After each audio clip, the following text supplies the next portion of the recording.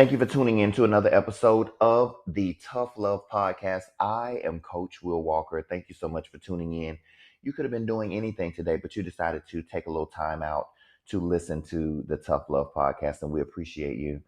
A little bit more about me. I am a certified performance and life coach. I am the CEO of the Business Capital Firm, a boutique funding agency. I'm a podcaster, a brand manager. I am an amazing husband, a master consultant, and a citizen of the world.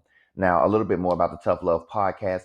Here we talk about the harder issues of life. Most of them are centered around obstacles that we have allowed to hinder us from living our best life.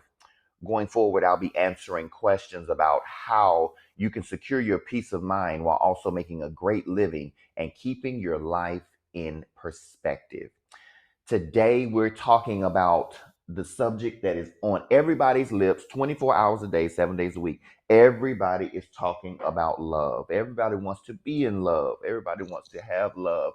Everybody wants someone to love them and be with them and care for them and, all of that. But we need to talk about the different levels of love. How does that love look? How does that love play out? How does that love build us and make us stronger? How does that love make us better? So today's episode is basically entitled simply Love is the Only Currency. I use that title because when you think about currency, you think about a tender. And when I say a tender, I ain't talking about the app, honey. I'm talking about tender. Tender is something that you can exchange, you can give in exchange for something else. You give $1 for a pack of bubble gum, you give the dollar and they give you the gum. Love is the only currency because in itself, love gives you the ability to have compassion, to have perspective, to see people differently than you might have seen them, to give people empathy in a way that maybe they wouldn't have gotten empathy in another way. Love can save people. Love can give people a new lease on life. Love can give people ideas. Love can encourage people to be better and faster and stronger and and change the world. The right child that is loved the right way can go on to become a king, could go on to become the next rocket scientist, could go on to become the next school teacher that teaches the world or educates the next level of children or the next level of adults in some cases. Love is truly, truly something that deserves to be talked about. And today we're going to talk about it a little bit more in depth. Again, love is the only currency. Today we're going to start with self love. Now, what exactly is self love? Self love is defined as a high regard for your own well being and happiness. Self love means taking care of your own needs and not sacrificing your well being to pleasing others. Self love is figuring out what love looks like for us as an individual, and it is the most important piece to attaining and sustaining our mental health. Now, a lot of people will regard self love as selfish. And I can understand that because self love can come off as selfish when not put into the right context. Self love will give you a visual look of yourself in an intimate way that does not allow outside influences and people's opinion to change who you and how you see yourself. Self love does not allow people to tell you what is possible because you make your own rules. Self love doesn't allow you to put other people's needs above your own because you understand that to be the best that you can be, and even to be the best mother, the best father, the best brother, the best sister, you must first have self love because everything as Christians would say, goes from the head down. You can't affectionately or emotionally give to something, give to someone, or give to a nation, or give to students, give to people, give to family, friends, husbands, wives, children. You cannot effectively give to someone else what you do not already have within yourself. The Tough Love podcast is centered and focused on exactly that. In counseling, it is very often that I am telling clients that their mental health is a direct reflection of the self love and the kindness that they present to themselves. We're not kind enough to ourselves. We dog ourselves out and hold ourselves accountable for mistakes that we have made in our life, not understanding that those mistakes are the things that grow us in the right direction. Self love allows you to step outside of yourself and say, hey, you're doing good. You're doing great. You're going to be fine. You're going to get it. Today wasn't a good day, but you know what? You're amazing.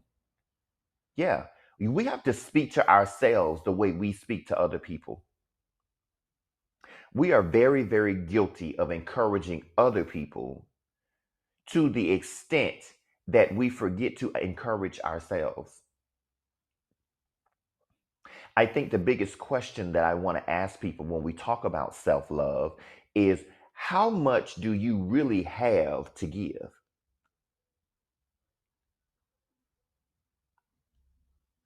Are you giving what you should be using for yourself and turning other people into a thief?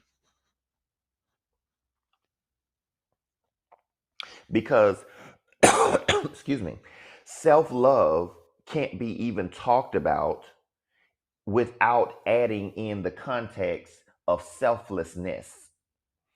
And selflessness is people that just go onto the altar. In the words of Dolly Parton, honey, get off of the cross. Somebody needs the wood. How often have you sacrificed yourself and what you need for other people only to turn them into a thief? And now, when you need that love and that energy to get yourself out of bed when you're having a hard day, to encourage yourself that that sickness is not going to be here forever, to encourage, yourself that this business is not going to fail forever. If I just keep going, if I just keep going, if I just keep going, everything is going to come together the way it needs to come together. Be careful when your selflessness intersects with your selfishness. Selfishness gets a very, very bad name. You know why? Because we always want to tell people, oh, you so selfish. It's all about you. It's all about you. Guess what? It is. It is all about me. It is all about me.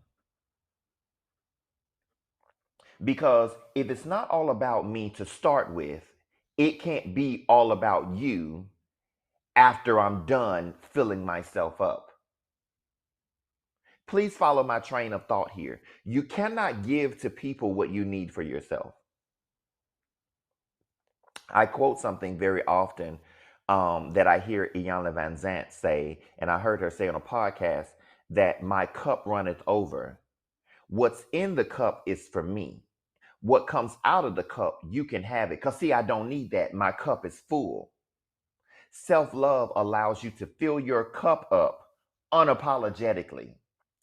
Oh, God, I feel that right there. See, filling your cup up at the expense of other people and putting other people on hold can cause friction in your friendships. It causes friction in your relationships when you say, I'm sorry, baby, I'm not coming.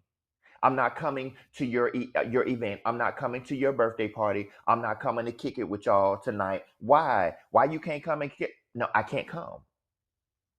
Why? Because I don't like the people that's there. See, self-love allows you to say no.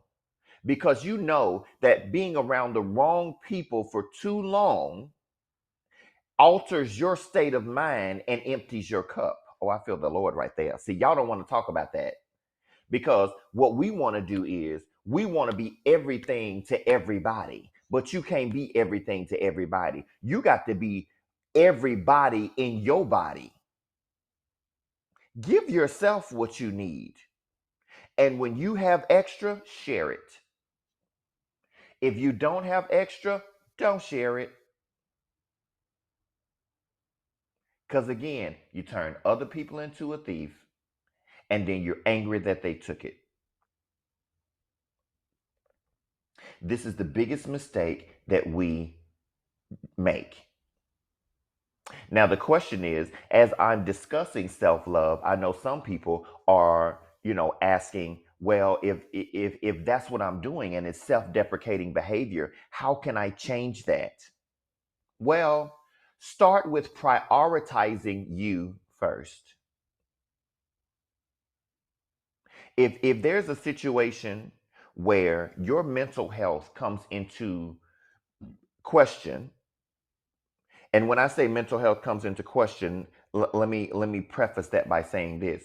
If you doing something causes you stress that is unnecessary stress for you, and it is not moving you forward, and it is only to the benefit of someone else and to the demise of you, you are sacrificing self-love to give to someone else. Excuse me. Self-love gives you the ideal that, I'm sorry, self-love gives you the vision of yourself that will allow you to say no. So, number one, and I say this, and I think I've said this in multiple podcasts, we've got to learn to say no. That is the first thing on the list of self-love. If you're not interested, say no. If you don't want to go, say no. If you're not a part of it and you don't want to be a part of it, say no. If you were invited and you don't want to go, say no. After you say no, you also have to say, what am I going to invest back into yourself? This narrative has to play out. The biggest question, and I digress, the biggest question that you have to ask yourself as you begin this journey of self love in every situation is to ask yourself, how does this benefit me? Let me say that again. When put into a situation where you have to question whether this is is going to be healthy for you, because this is addressing your mental health, your physical health, your associative health, your health as a person, sometimes even your physical health, because all of this is an intricate part of self-love. You have to ask yourself, how does this benefit me? If I go this place and do this thing and hang out with these people and go and do this set of events, is this going to help me be a better person? Is this going to help me make some money? Is this information that's going to cheer me up? Is being around this group of people going to encourage me and bring me out of this slump that I'm in? Is going to dinner with this person, could this possibly turn into a relationship? If not, stop doing that. Because self-love gives you the boldness to say no to anything that does not benefit you. There are some things that don't benefit you directly, but they benefit you indirectly because they are a part of your associative goals. Let me give you an example. Things that don't benefit you directly but benefit you because they're part of your associative goals is you taking care of your mother or father with no regard for them paying you back, because your associative goals may have always been in your life for you to be a provider for your parents in their old age. If that was a goal for you, it benefits you to be able to serve in that way and say, I'm going to take care of my mom, I'm going to take care of my dad, I'm going to move them in with me, I'm going to be selfless in this way. It does benefit you because it's part of your goal set. If it's not part of your goal set, it doesn't benefit you. And if it doesn't benefit you, why the fuck are you doing it? We have to be mindful of what we do and do not allow to enter into our space, because it adjusts the way that we see ourselves. And as soon as you don't see yourself in the light that you need to see yourself, your plans go astray. Your family relationships go astray. Your children go astray.